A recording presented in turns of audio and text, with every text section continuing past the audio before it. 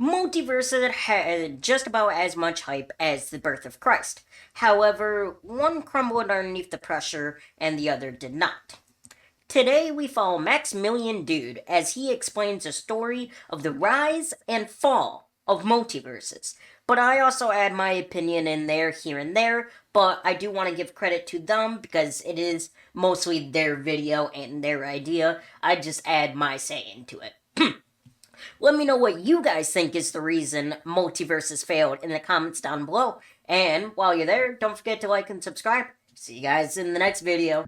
Multiverses. I think this is a fascinating turn of events for the game, much less what it kind of means, because we essentially had one of the biggest fighting game launches kind of all time. Yeah, no, I agree. I would say the only other biggest ones would be Super Smash Bros. Melee. I would say would probably have been bigger than Multiverses, and then Mortal Kombat 10. Mortal Kombat 10 release was huge, you know?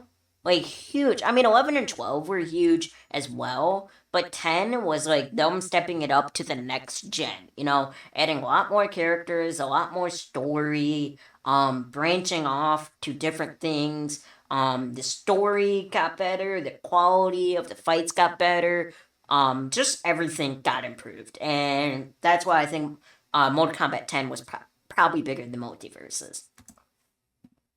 For it to eventually get to this point. Multiversus 99% player drop is a lesson in how to not make a free-to-play game. And it's what's fascinating about the whole situation. Assume that the console ports were the ones that was having these the highest player counts, and we still don't know what those numbers actually were. The reason why we really do know is that the Steam player version counts on console is because name me another fucking fighting game that is like Smash Bros. That is on console. That is not Nintendo. Brawlhalla. That's it. That's the only other competitor to like Super Smash Bros. Like style, like this type of style fighting game. Only other competitor is Brawlhalla. That was the only other game like this on console. So of course a lot of the fucking player base is gonna be from console. The game is essentially done. Yes, and people are already mentioning several things that I think are worth mentioning that have essentially mired the situation to a point where it's not working out. I'll be honest. I think there's two main reasons why MultiVersus died, at least in my opinion. The number one reason why I think MultiVersus died, this might piss some people off, they didn't fix the combat quick enough. This game came out so fucking broken, okay? This game came out with Bugs Bunny's hitbox being terrible, Tasmanian Devil practically not even having hitbox, so it was almost impossible to hit him. Shaggy's spam attack, Bugs Bunny's spam attack, Finn's spam attack, like his down B was fucking broken as hell. And the timing, there was no delay between moves when the game first came out. So you could literally just sit there and spam Finn's down B or Shaggy's left B, LB basically. So it was really broken when it first came out, and then eventually they fixed, so there was a timer between how often you could use those moves. I think it was, you could use a move 2 to 3 times, and then there was like a few second cooldown that you had to do. But even then, that made, like, for certain attacks, that was really broken. Because it only took 3 attacks. Like Superman's down, grab, throw. You only need one of those to kill someone. But he could do it 3 times before there was a cooldown. So he had 3 chances to do it before there was a cooldown. Shaggy's left kick or right kick or whatever direction you're fucking going literally takes 2 to 3 hits. You get 3 times. And dude doesn't fall. So boom, up, boom, dead. Like, it was just really broken, and they kept it like that until literally after they released new characters. They said during like season 1 or like during the demo, oh yeah, we're not gonna fix the combat because I don't know, we'd rather add new content than fix what we've already done. And then the second reason is kind of the opposite. This is after I stopped playing, but because they stopped making content for the game. After they first added some new characters, then it took 3 months for them to add basically 3 months for another update of any sorts. Okay, and that was yet again only adding 2 characters that got delayed, so you had to wait a month each for one of those characters. So it was a 3-month wait for an update that was basically just a new season. Okay, they were like, oh, hyping all of this up for a new season, and it was just 2 new characters and a new battle pass. Nothing else was new. No new stages, some new costumes. Yeah, they always have new costumes. No new moves, like none of that. But on top of that, you had to wait another month for each one of those characters to be able to unlock them or / buy them. You know, it was fucking stupid. And then after they released those characters, they just stopped talking to the audience and basically telling them what's been going on with the game and what they plan on doing. And after that, people just stopped caring, you know? Like, I would too. It might not be the game that people want. Oh, and that's the thing that's funny to me, because so I feel like bigger. that might have been the case for myself personally. Multiverse always just felt like a really loose version of Smash Brothers. Still didn't feel like it. There was a lot of things at the start that were setting up for a bright future for that game. Unfortunately, and I can say this for me on a personal level, there was never a character I wanted to play in Multiverses, which is kind of damaging because you have all these like properties in a game that there were characters that I wanted to play as. There was not a single character that I wanted to play against. You know? Like based on all this stuff that you'd eventually get a character you want to play. The last time I tried it was like LeBron, because it was like, okay, they're adding a basketball dude, like a basketball character to Multiverses. I'm kind of fascinated by this. Let me check it out. All the roster that happened like since or around that, there was just never anybody that really kept my interest, right? I think I played like a little bit of like Rick or something, like very briefly. Like, see, okay, I'm gonna say this. When fucking Gremlin came out, I think. So when Stripe got released, okay, months ago. This was basically like a year ago or something. Okay, I was actually playing this game and I was trying to get into it competitively early on because I love Super Smash Bros. I love fighting games and I'm pretty good at fighting games at times. Okay, so I wanted to get good at this game and I ended up spotting some leaks. Okay, and there was a leak of the new characters coming. This was just like before I stopped playing, and it was Stripe and Black Adam. Basically, right before the Black Adam movie. It wasn't right before. It was like a fucking 2 months before the Black Adam movie even came out. Maybe even 3. I don't know how long has. I thought Black Adam hasn't even been out that long. So like, yeah, my timeline isn't adding up. But basically, they were adding Black Adam and Gremlin or Stripe into the game. Okay. But when I saw the leak of it, okay, it was a very blurred picture and the picture was out of focus. So, I didn't know, I had never seen Gremlins, so I didn't even know who Stripe was. Even if, like, someone told me, that it was Stripe, I would have been like, who the fuck is Stripe?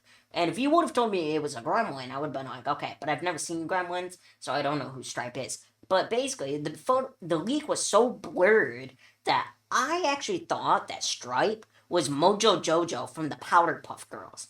And I was so fucking excited, because I'm like, oh my gosh, you could play as Mojo Jojo in Multiverses? No, you guys don't know how much that excites me. Like, just the idea of it is so fucking cool to me. And he's talking about how there hasn't really been a character, that he's gotten excited about in Multiverses. I'm like, come on, like, give me a character that I actually want to play as, okay? Like, oh my gosh, I can't wait to play as that character. And that the only character that I truly felt that way for was Mojo Jojo. So you guys can probably expect what my face was when I learned that it was fucking Stripe from Gremlins. A character that I don't even know. And then I saw his moveset, and I was like, oh my gosh, he's fucking shit, too. Like, I was so mad. And I was mad that they were adding Black Adam into the game because the movie was coming out. I was like, you could have added so many other superheroes from DC. You don't even need a fucking another superhero because you guys own Injustice, too. I also feel this way about multiverses. I think they should never have added any superheroes into the game. I can see super villains, like, especially Joker. I feel like Joker could have been cool in multiverses, but they have fucking Injustice. Injustice 1, 2, and soon to be 3. Like, they're actually working on Injustice 3 at the moment. And guess what? Almost half the roster when the game first came out was superheroes. So it was basically the same game that they released a couple years ago. Just different graphics, different way of fighting, you know? But you could play as the same characters. I was so mad. And I was so mad when they were adding Black Adam back into the game too. Well, into the game. And it's like, you don't need a fucking another superhero, and you're just doing this for advertisements. Like, it just aggravates me. I'm wondering if that was the case for a lot of people. But I know a lot of people really liked the game, and a lot of people really wanted to invest some time into it. To me, it just never ended up being a game that I wanted to play more than just like a few times, and it never grabbed me. Maybe just a me thing, right? It might have grabbed some other people much harder, right? And it might have been like the game for them at some point. But for me, it just never gave me the addictive qualities of like a Smash Brothers or the responsiveness of a Smash Brothers that make me really enjoy that thing. It was just to me, a not Smash. So a lot of people were like, oh, it's the success of the game isn't because of the free-to-play thing. The success of the game is because of its properties, is because it is a Smash, like all those things, right? That's where, when the game first came out, a lot of people were saying free-to-play isn't the reason the game is doing well. It is because of its properties, and it's because of, you know, it being a Smash-like game. So just to put that into account. I think it was the other things that have happened, though, the game yeah. took an astronomical amount of time to exit beta. Then regretted just it. a ridiculous amount of time to get out of beta. At least for me, the online was okay, right? But I did hear complaints about the online from a lot of people in a lot of different areas because of the lack of server support in other regions. I still don't know if the game got an official update to Asian territories. I don't know if that eventually happened. I'm assuming it didn't, right? Like SEA doesn't have multiverse servers and stuff like that. It did not. Well, there you go. This is over the span of like months at this point, right? Because it already took a while to get like characters. I don't know if balance changes were ultimately the thing that really upset people about it. It's a combination of a lot of things. The fact that it is a free-to-play game means that you need to have a continual update cycle, right?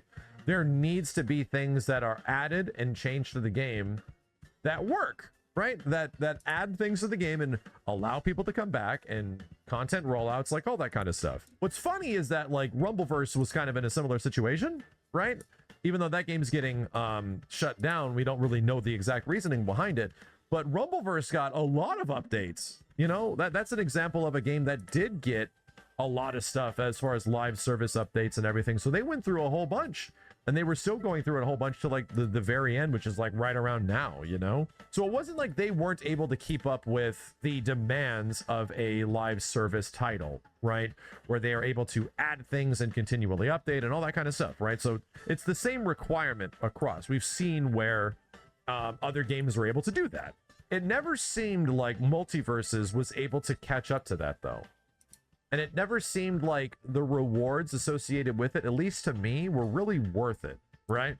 And that ends up being one of, I guess, the more challenging things about the platform of a free-to-play fighting game, is to incentivize the reason to continually play. Somebody told me, and once again, I need confirmation that this is true. Somebody told me that if you continue like these battle passes or some large astronomical amount of content that you play through and the level ups and all this stuff, and it takes forever, that the reward at the end of both of them was a Bugs Bunny skin for both of them. Like 2 separate Bugs Bunny skins. Not skins for other characters, but it was like, yeah, that's actually true. Okay, so I once again, I didn't see that, so I'm just asking. I heard about that. For a lot of people, it wasn't worth it because it was just one character and it was grindy as hell. And at the end of it, like, and then they did it again and it was for Bugs Bunny again. It's like, what the hell? So there's clearly a lot of things that didn't work out but here. now I feel And it's bad 'cause I'm also blocking. been, I think, what, dude, not 6 months, but at least like 4+ months now. It's been a while that I've heard any new characters that are being added to the game. I actually do not know if Marvin Martian eventually made it in, or maybe that was a meme. I don't know. Like, I actually don't know at this point. That's a relative longer period of time to keep adding stuff, and at this point, we don't know. We haven't heard about their future plans. What's funny is that they invested a lot of their budget and time into getting all these characters, all this roster, all this online functionality figured out at the start, at the very beginning of MultiVersus coming out. I was telling people and trying to explain the situation because I still am in super defense force of free-to-play games. Free-to-play fighting games can work. They are the way to bring people in. Yeah. Because it did. Like, to be honest, it did. At the beginning, a lot of people were saying it isn't free-to-play. That is what is making Multiverse popular. It is the fact that it's a Smash-like and the fact that it is... It's the fact that it's a Smash-like on console. That's what made it so popular, with so many popular characters, too. Like, that's what Smash... They basically copied what Smash Bros. Did when Smash Bros. First released. Except they did it with console, because they knew there wasn't a Smash-like that people... There was Brawlhalla, but Brawlhalla had, like, Vikings, Mummy, Ninja. This is, like, characters that people of all ages will know. Yes, I know people of all ages know, like, ninjas, mummies, and vampires, and Vikings. But, like, you feel more connection with these characters because these characters are from, like, TV shows and movies. And you've grown to connect with them. You haven't grown to connect with a ninja, Viking, or mummy, you know? So that's why people were so excited about this game. Because there was nothing like it at the time.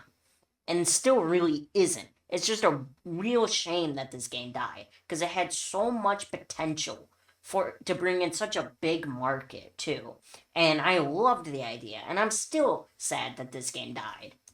Is a big franchise game, right? Those were the things that people were attesting. I don't believe free to play was the issue with this game. If it wasn't for MultiVersus being free to play, it in no way would have had the launch it did. And I even made this argument at the start, where I asked people the question, would you have paid $30 for Multiverse? Yes, because I was working at the time, so I had money. Would you have paid $20 for Multiverse? Yes. Would this game have been worth you spending a premium amount for, or maybe like, you know, a standard amount just to play it? And I would not have paid more than $40. $40 would be the max I would have paid for MultiVersus when it came out. That's how much excitement I had for the game. So, yeah. To me, I don't know. To me, I don't know if there was ever any specific thing that was a big enough hook that would have grabbed its claws into me outside of the fact that it was WB characters. And I get it. Yeah, that was a big thing. To me, the situation that Multiverse is in right now, where we don't know what's going on, is quite literally sort of a similar problem to games like Halo Infinite, which also had a free-to-play element. But then some weird stuff happened on the back end. Like, a lot of developers left, a lot of weird shit happened, and they were unable to keep up with content plans. And there was still a degree of that in Multiverse, for sure, Multiverses, but not to the point where people were satisfied, like, ever. And it's not even the fact that, like, the lack of support is an you're just asking way too much of these developers and stuff like that. Comment. That's actually a Multiverse is a mobile game trying to be more than what it is. Free-to-play thing. They did not plan out the fact that after launch, what do? After launch, you're charging for things, right? Your people are paying for stuff. People are probably willing to pay for more things. Will those things be there? And long story short, they're just not. And that seems like what Multiverse sort of ran into. something very weird happened where it was just unable to keep up with the demands of players. And then there was a lot of decisions and weird things between it being in a beta and a not ranked state taking forever, not getting support overseas in many locations, not getting the quality of battle pass and content updates that people want. People want not just things to be thrown out, but actual like things that will function. And ultimately, yeah, this is a smaller studio at WB, so you would think that they would have had a plan for this, but it was almost like this is a wild assumption. It almost seems like they were blindsided by this game's success. That free-to-play did so much for Multiverse at the start, and the game was huge. There in no recorded history was there more people playing a fighting game online at like one time that we've actually seen numbers on. It never happened, man. Really? They almost were blindsided by the success, and potentially that success is seen by executives, and they try to like get in on it, you know? And that unfortunately happens a lot, and most likely is the situation that happened with Halo Infinite, where everyone's trying to get their hands into the goddamn pie in some way. It isn't the fact that, oh, this is an impossibility, we're blindsided by success, we don't know what the hell we're doing, to essentially have one of the biggest fighting game launches of all time, now to lose 99% of its player base, to be a game that, at least for me, maybe it was like the core game itself wasn't exactly what people wanted. Like, I don't know. Maybe it wasn't made to last very long. Like, there's a lot of things where some fighting games just don't grab people for a longer period of time. But if there's one lesson, you can beat it so quickly from this whole situation, it's just basically I think the lesson is actually that that's coming from a fighting game. The free-to-play gimmick of a game works. It isn't an absolute guarantee of its success going forward, but it worked. Like it. And from what I know, what I actually know personally, the effects of Multiverse's launch was so big. The effects of Multiverse's several developers from all over the world immediately turned their heads. Several developers at companies across the world that have fighting games in development, it turned some fucking heads. It's a very weird situation where something happened internally at WB where they were not prepared for the game's success and suddenly did not have the staff or did not have the foresight to continue development in a pace that would match its audience. But really, it needed more. It always needed more from the very beginning, and it never got that, unfortunately.